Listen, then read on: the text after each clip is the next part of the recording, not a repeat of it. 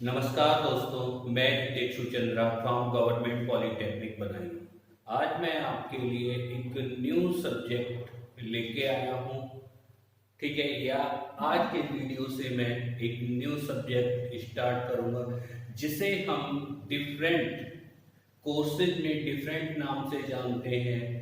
Diploma में इसे हम MEB material and energy balance के नाम से जानते हैं और बीटेक में इसे प्रोसेस कैलकुलेशन PC स्केचोमेट्री और केमिकल प्रोसेस प्रिंसिपल्स के नाम से जानते हैं।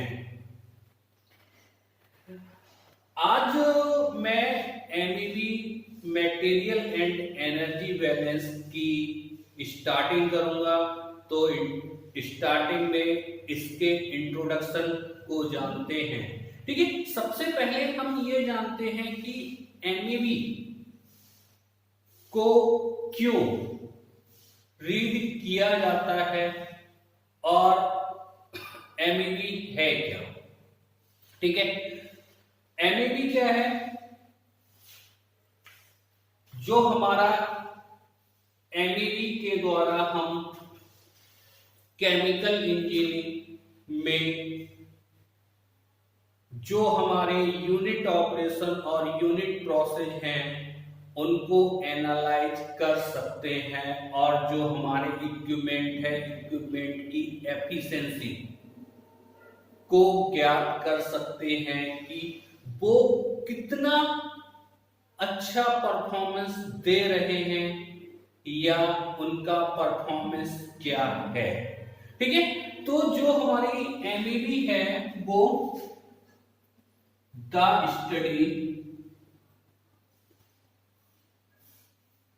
Study of material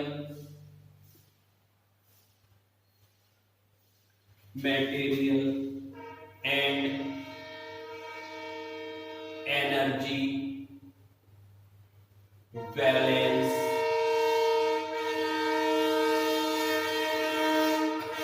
involved in unit operation and unit process।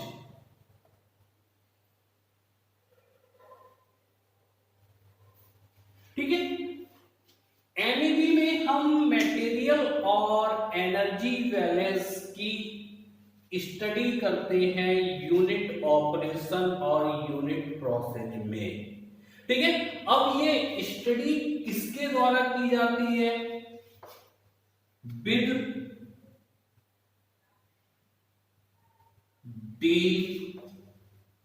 D law of large of conservation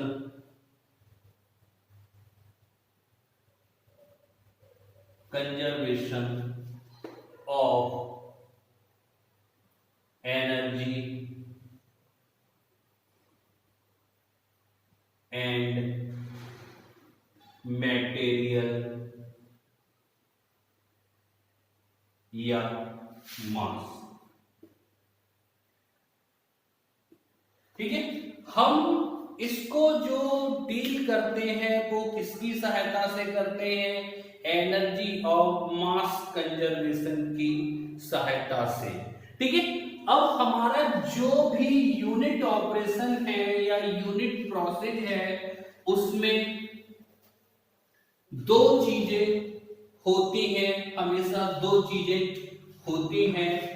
एक को मास और दूसरा एनर्जी। ठीक है, अब मास और एनर्जी हमारी यूनिवर्स में क्या है? लिमिटेड है। ठीक है, इनका अमाउंट फिक्स्ड है। तो इनको कंजर्व करना जरूरी है, इसलिए इन दोनों को हम हर एक यूनिट ऑपरेशन और यूनिट प्रोसेस या पूरी ओवरऑल इंडस्ट्री के लिए बैलेंस करते हैं। इसीलिए मटेरियल बैलेंस और एनर्जी बैलेंस की आवश्यकता होती है। अब जो मास बैलेंस होता है हमारा, दो प्रकार या दो कंडीशंस में किया जाता है। एक विद आउट केमिकल रिएक्शन, ठीक है। दूसरा विद केमिकल रिएक्शन। इसी प्रकार एनर्जी को भी हम दो कंडीशंस में बैलेंस कर सकते हैं। एक विद आउट केमिकल रिएक्शन और दूसरा with chemical reaction. With chemical reaction, इन दोनों बैलेंस को हम steady state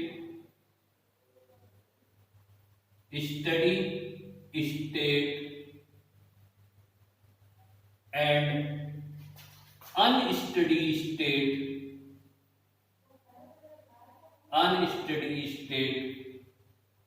condition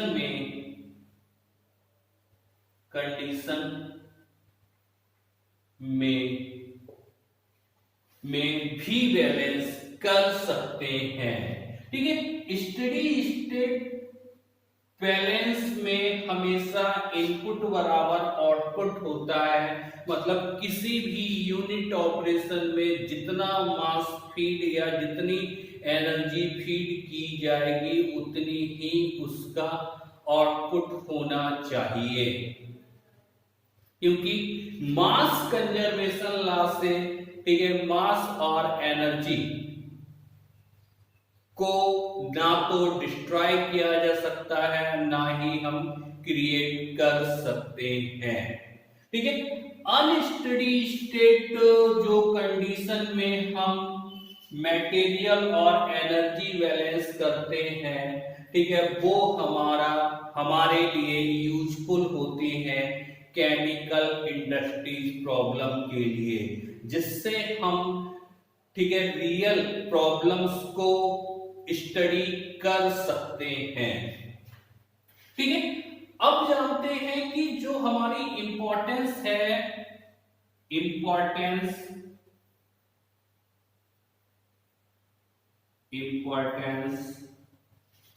of MEB, हमारा एनर्जी एंड मटेरियल बैलेंस की केमिकल इंडस्ट्री में बहुत अधिक इंपॉर्टेंस है, ठीक है। और इसकी सहायता से, ठीक है, केमिकल इंडस्ट्री में बहुत अधिक प्रोग्रेस हुई है। जैसे number 1 analysing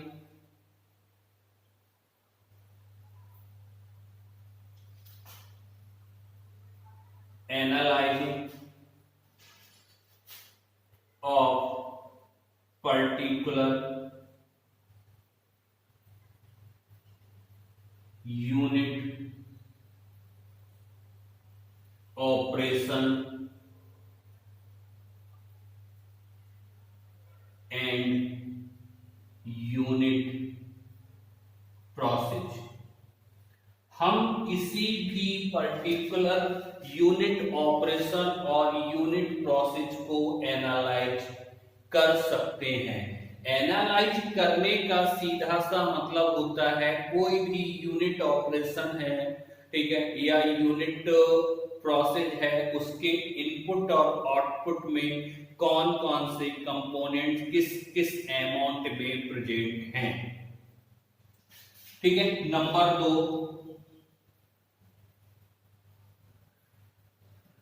optimisation of plant design. हम जो हमारी प्लांट डिजाइन है या फिर यूनिट ऑपरेशन या यूनिट प्रोसेस डिजाइन है उसको ऑप्टिमाइज या इकोनॉमिक कर सकते हैं। Number 3,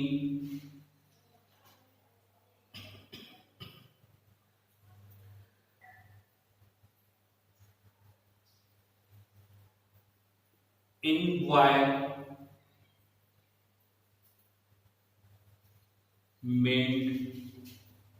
friendly plant. ठीक है। हम एमईबी की सहायता से इन्वायरमेंट फ्रेंडली प्लांट को बना सकते हैं। ठीक है। इन्वायरमेंट फ्रेंडली प्लांट मतलब जो इन्वायरमेंट के लिए सुटेबल हो, हमारे वातावरण के लिए सुटेबल हो। अब ये कैसे किया जा सकता है? ठीक है, जो हमारे, ठीक है, इनपुट हम किसी भी यूनिट ऑपरेशन या इंडस्ट्री या प्रोसेस में फीड करते हैं तो आउटपुट निकलता है, आउटपुट मिक्सचर निकलता है। उस आउटपुट मिक्सचर में कुछ ऐसे कंपोनेंट्स बनते हैं या निकलते हैं जो हमारे एनवायरनमेंट को पॉल्यूटेड करते हैं। ठीक है। अब इसकी सहायता से हम उसका सेपरेशन करके और उनको रिसाइकिल करके, ठीक है, किसी सेपरेट प्लेस पर स्टोर कर सकते हैं और किसी दूसरे, ठीक है, काम के लिए उनका यूज कर सकते हैं। ठीक है। इसके द्वारा हम अपने प्लांट को, ठीक है, एनवायरनमेंट फ्रेंडली प्लांट बना सकते हैं। ठीक है। इस प्रकार से हम, ठीक है, एमईबी की सहायता से प्रोसेस डिजाइन को मॉडिफाइड कर सकते हैं, कन्वर्जन ज्ञात कर सकते हैं। कन्वर्जन ज्ञात करने से हमारा जो, क्या कहते हैं, जो भी इक्विपमेंट है उसकी एफिशिएंसी को ज्ञात कर सकते हैं और एफिशिएंसी को ज्ञात करने से हमें पहले से पता रहेगा कि हमें कौन सा इक्विपमेंट किस परसेंट में आउटपुट दे सकता है या मैक्सिमम आउटपुट दे सकता है। ठीक है। एमईबी की सहायता से मोस्टली हमें जो प्रॉब्लम, ठीक है, इक्विपमेंट्स हैं उनके कन्वर्जन सेलेक्टिविटी को आसानी से कंसीडर किया जा सकता है, जिससे हमें इक्विपमेंट को चूज करने में आसानी होती है। ठीक है। और हमारा डिजायर्ड प्रोडक्ट प्राप्त होता है। ठीक है। अब हम जानते हैं कि जो हमारा एमईबी सब्जेक्ट है जिसे केमिकल इंजीनियरिंग, ठीक है, में यूज किया जा रहा है, उसमें हम कौन कौन सी यूनिट्स को इस बार स्टडी करेंगे। पहली यूनिट्स हमारी, ठीक है, जो होगी वो है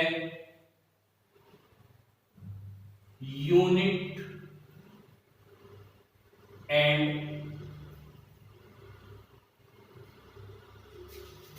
यूनिट्स एंड डायमेंशंस। ठीक है। सबसे पहली यूनिट्स में हम जानेंगे कि यूनिट्स एंड डायमेंशन क्या होते हैं। ठीक है। इनको एक यूनिट सिस्टम से दूसरे यूनिट सिस्टम में किस प्रकार से ज्ञात किया जाता है। ठीक है। दूसरी यूनिट जो होगी basic calculation.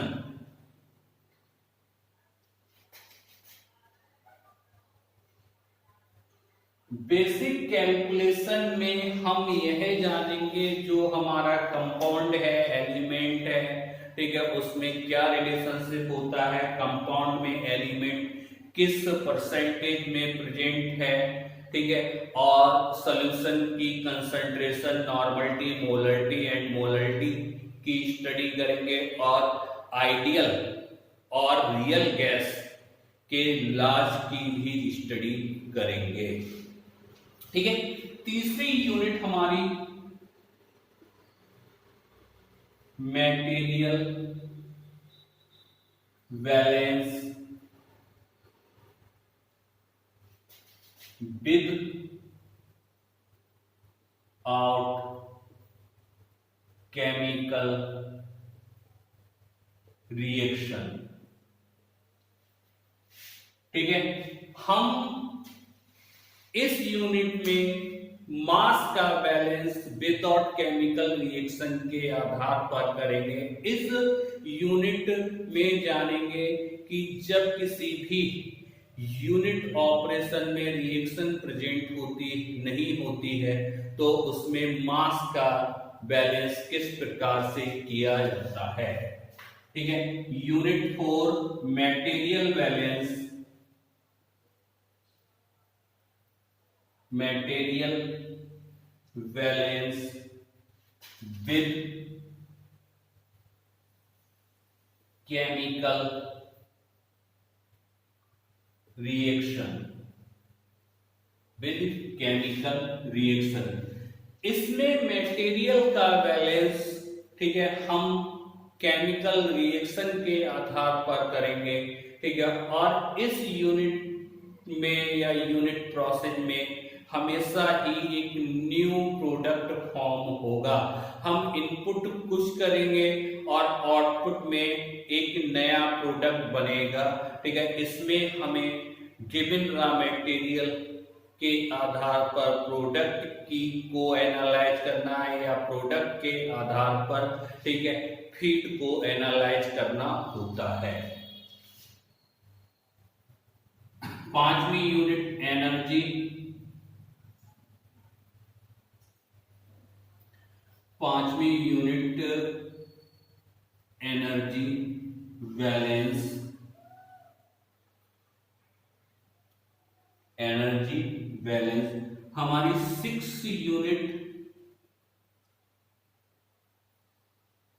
Recycle, bypass, perch operation.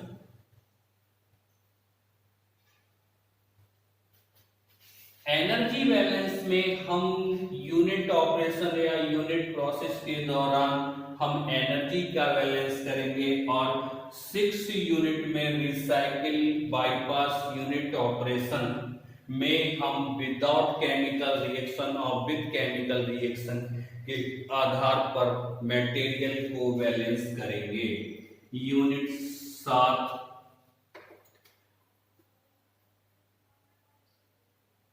Humidification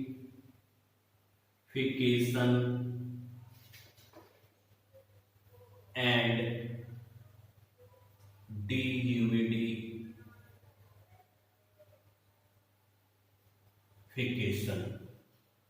ठीक है, 7वीं यूनिट में हम ह्यूमिडिफिकेशन यूनिट ऑपरेशन और डिह्यूमिडिफिकेशन यूनिट ऑपरेशन में जानेंगे। ह्यूमिडिटी क्या होती है, रिलेटिव ह्यूमिडिटी क्या होती है, वेट बल्ब टेम्परेचर क्या होता है, ड्राई बल्ब टेम्परेचर क्या होता है, और इनको किस प्रकार से ज्ञात किया जाता है।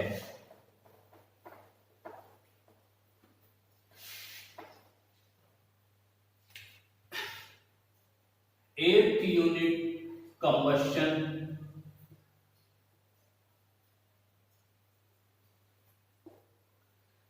कंबशन में हम जानेंगे एनसीबी क्या होती है, जीसीबी क्या होती है, क्लोरोफिक वैल्यू क्या होती है, थ्योरेटिकल एयर क्या होती है, थ्योरेटिकल ऑक्सीजन क्या होती है, सप्लाइड ऑक्सीजन क्या होती है। इन सारी टर्म्स के बारे में स्टडी करेंगे और जो हमारी फ्लू गैस मिक्सचर को किस प्रकार से एनालाइज किया जाता है, या फ्लू गैस मिक्सचर के आधार पर हम कोल या और ऑक्सीजन के अमाउंट को किस प्रकार से एनालाइज कर सकते हैं, यह सब सीखेंगे कंबशन यूनिट में। ठीक है, हमारी 8 यूनिट की स्टडी हमें एमईबी में करना है। ठीक है, नेक्स्ट वीडियो में मैं यूनिट एंड डायमेंशंस को स्टार्ट करूंगा। धन्यवाद दोस्तों, मिलते हैं नेक्स्ट वीडियो में।